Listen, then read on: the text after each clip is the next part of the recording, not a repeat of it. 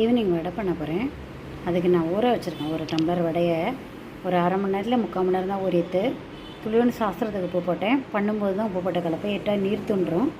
இஞ்சி 2 பச்சை மிளகா, கொஞ்சம் கருவேப்பிலை போட்டிருக்கேன். பெருங்காயம் போட்டுட்டு அரைச்சிடலாம்.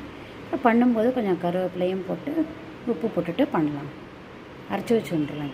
இந்த மாதிரி இதில் அரைச்சி எடுக்கணும். ரொம்பவும் நைஸாக அரைக்கக்கூடாது. இடமாக இப்படி அரைச்சி வச்சு வந்துட்டு இதில் பச்சை மிளகா போட்டு கருவேப்பிலையும் போட்டு வச்சுருக்கேன். உப்பு போட்டுட்டு பண்ணும்போது உப்பு போடலாம். 2 பச்சை மிளகா, கொஞ்சம் ஒரு பெட்டு இஞ்சி, அதுவும் கருவேப்பிலையும் சேர்த்து போட்டு அரைச்சிருக்கேன். மிளகாவும் போட்டு கலந்துட்டு பண்ணால் சூப்பராக டேஸ்ட்டாக இருக்கும்.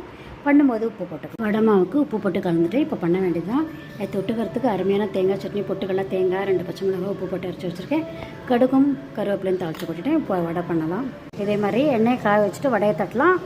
வெந்த உடனே திருப்பி போடணும். சூப்பரான சுவையான வடை, கிறிஸ்பி வடை ரெடி. எடுத்து முதல்ல பண்ணி பாருங்கள், நல்லாயிருக்கும். கமெண்ட் பண்ணுங்கள், சப்ஸ்கிரைப் பண்ணுங்கள். தேங்க்யூ ஸோ மச் ஃபார் வாட்சிங். மாதிரி ஆர்கேஸ்ட்ல